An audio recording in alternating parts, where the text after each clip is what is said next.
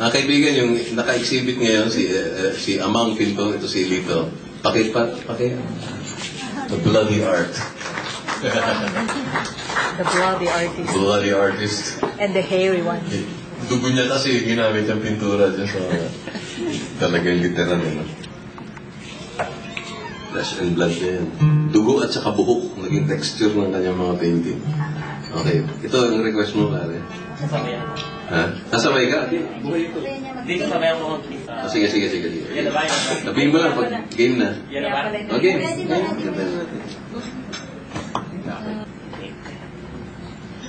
Ano kaya next time pa? May nakadikit na sa kanyang, pakita mo na, pare. Pakita mo. May texture na siya. Sa kayo galing yan? Buhok.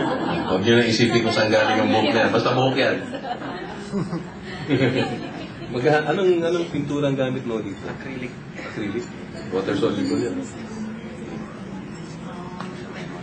Bakit itong awit na to ang gusto mo nasabayan? Maganda kasi yun sa akin. You were inspired by this song.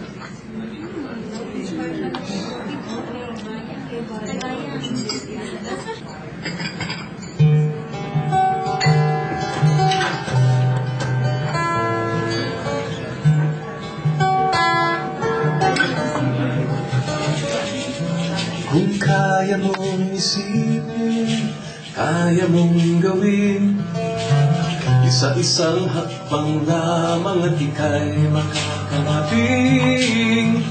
Tulad ng puno na galing sa binti, ang mga dakilang gaway nagmumula sa guli-guli.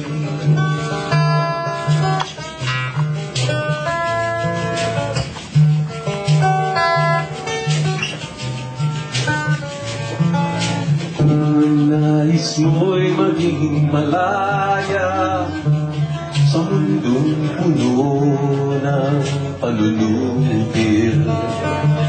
Buhayin sa sarili ang malayang paraan, at sa araw-araw na pagkikitungo sa tahanan at lipunan, buhayin sa sarili ang malayang paraan. Kung kaya mong isipin, kaya mong gawin, isa-isang hakbang lamang at ika'y makakarating. Tulad ng puno na galing sa binhi, ang mga dakilang gaway nagmumula sa guli-guli.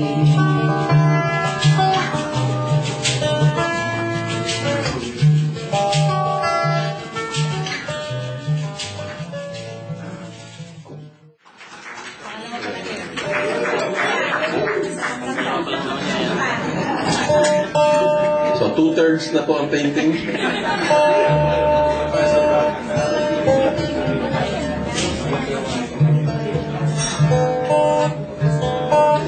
Amang Pinto, tinanong sa akin ito noon, gusto kong marinig sa iyo. Pare, buksan nga natin ito para marinig natin ang boses niya. Galing mo lang yung bird, para hindi masyado. Gusto ko interviewin nun. Karamihan kasi sa mga pintor, napaka non-verbal. Kaya nga pintor eh. Meron na. Salita mo. Anong mas importante? Arts or science?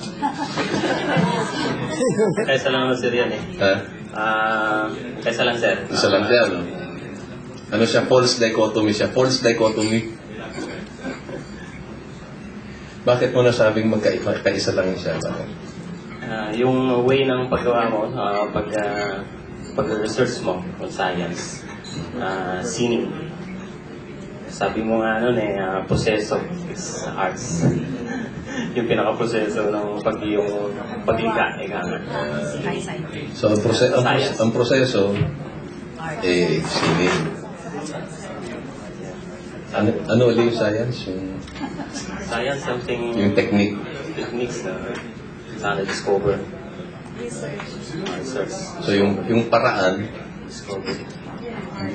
Yung paraan yun, sining. yun yung sining. Ay, hindi. Ay, Kasi yung pinaparaan, yun yung siyensya.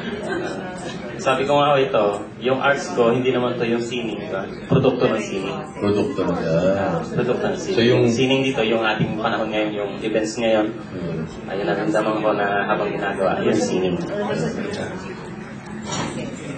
Kuha niyo? Kasama kayo sa sining kasi di naman kami ganito kung wala kayo. Ganito lang kami kasi nandiyan kayo, saka nandito kami. Tapos pag may paligsahan, yun yung sining contest, di ba? Sining contest.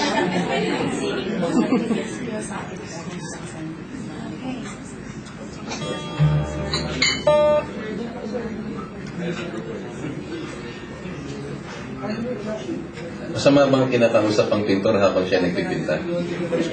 Hindi naman. In-store boy, no? Ha? Pag nasanay na, Pag nasanay ka na. kasi habang sa mga kaibigan kasi, habang nag-iinom na din, ang gumagawang ganito, kaya nagbibit, nakikipagkwentuhan, so nasanay na din. Sanay ka na. Na habang nagpipinta ka, yung mga kaibigan mo nagiinuman at nagkakwentuhan. Sanay na. Sanay ka na. Okay. pero preferably. Sarap panoorin eh. Parang, Naglalaro. lahat naman ng sining paglalaro eh. No? Parang ganun, di ba? Sa kasalukuyan po niya, kinikis-kis yung mga buhok, mga kaibigan. Enjoy ka, no? Nag-enjoy ka sa ginagawa mo, no? Lalo sir pag nakakapsa niya. May tinuturo ako sa mga bata, mga special program for the arts. Pag sabi ng magulang, oh, ba't drawing ka naman yan? May silbi pa yan? It's not a verbal thing, ma. Oh, saan kayo pupunta? Mag-rehearse kami dito. Sasayaw kami. Anong pakinatan mo sa taong bayan? It's not a verbal thing, ma. Ganun din ba ang feeling mo minsan? Bakit? Hindi pa dapat pag-usapan yan? Kasi gawin mo lang, di ba? Shut up and sing! Parang ganun.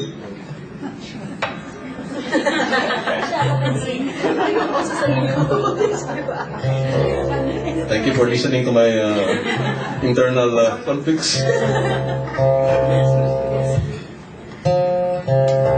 So, kompleto tayo dito. Marami tayong makata ngayon dito sa ating munting silid. Meron din tayong pintor. Meron din tayong miklat. Kompleto. Hindi ko alam kung meron tayong interpreter sa Mandarin. Meron bang Chinese, marunong mag-Chinese dito? Wala. Kasi interpreter din siya ng Mandarin.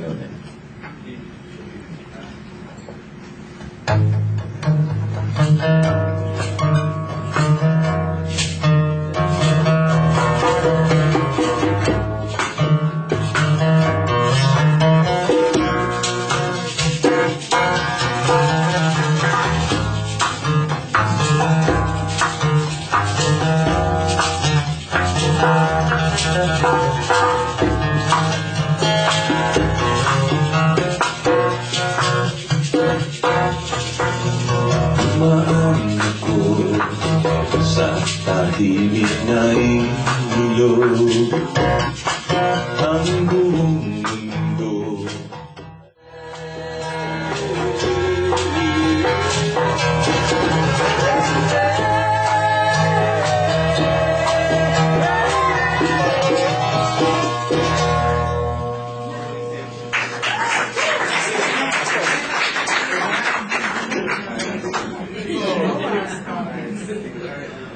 Work in progress, pakita mo nila.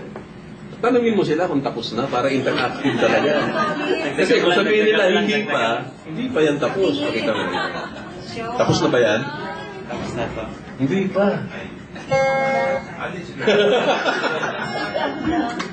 Kaya tanggal yung ano dito. Yan. Ano tatanggal mo? Pinapunit ko sa Tapos na. Frame. nakaano siya. Frame. Naka-frame.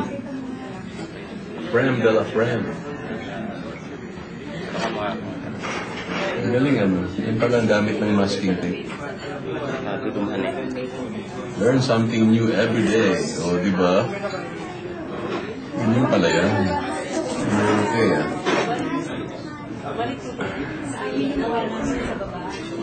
Ang galing, ano? Yung tape siya rin yung palette. Ay, naka.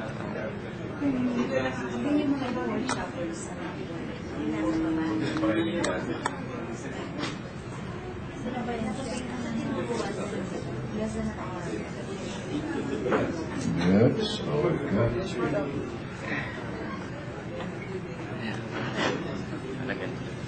Ayan mga kaibigan. Amang dito.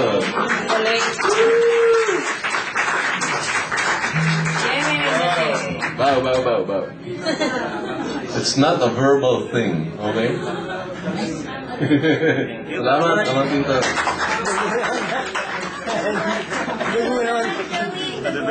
Ha? Ako naman, ikaw dito.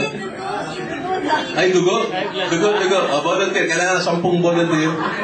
Tagkalahating litrong dugo. Neural kasi. Neural. Pang-dengue na lang. Ilang litro ba ang laman ng katawan ng dugo? Hindi ko alam, sir eh. Hindi mo alam? Ano naman siya? Renewable resource naman ng dugo, di ba? Renewable resource. Para sir, nag-donate na rin. Oo, nag-donate. Nagawa ka ba ng mural? Anong image nun pag ginagamit mo yung dugo mo sa pagpinta? Parang, ibig sabihin nun, anemic ang art? Sir. Nag-donate ka ng dugo? Parang gano'n. Yung arts ko dyan kasi, may paniniwala ako sa na muli ka mabubuhay.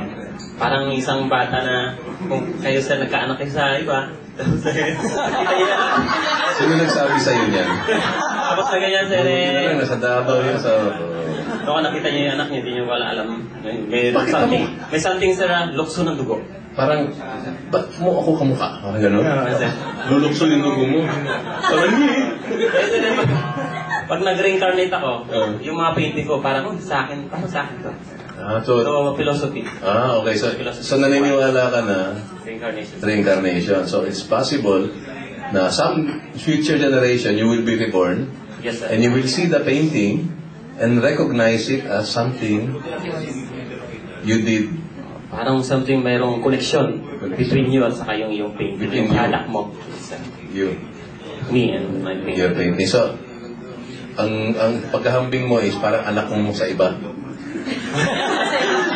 Kung yahambing mo sa'yo. Mrs. Anong masasabi mo sa sinabi ng asawa mo? I strongly agree. Exactly agree? Salamat, Amang Pintor. Bakit Amang Pintor ang tawag sa'yo? Sa baryo namin, sir, amang Palayaw. Anong baryo? Baryo Malpang sa Pantabangan. Pagsabakan. Talagang baryo-baryo yun eh. Kaya, alam niyo yung mga katawagan doon, mayroong kung dito sa Manila, mayroong amang parika doon. May amang pintor, amang na kung ano-ano. So, puro amang. Pag sinabing amang kasi parang bata noon, lumaki na ako, amang pa rin. Para sa bata ba yung Amang? Yes, sir, sa amin. Kaya lang, nakalakan na kasi, amang pa rin. Kaya hanggang sa tumanda, amang pa rin.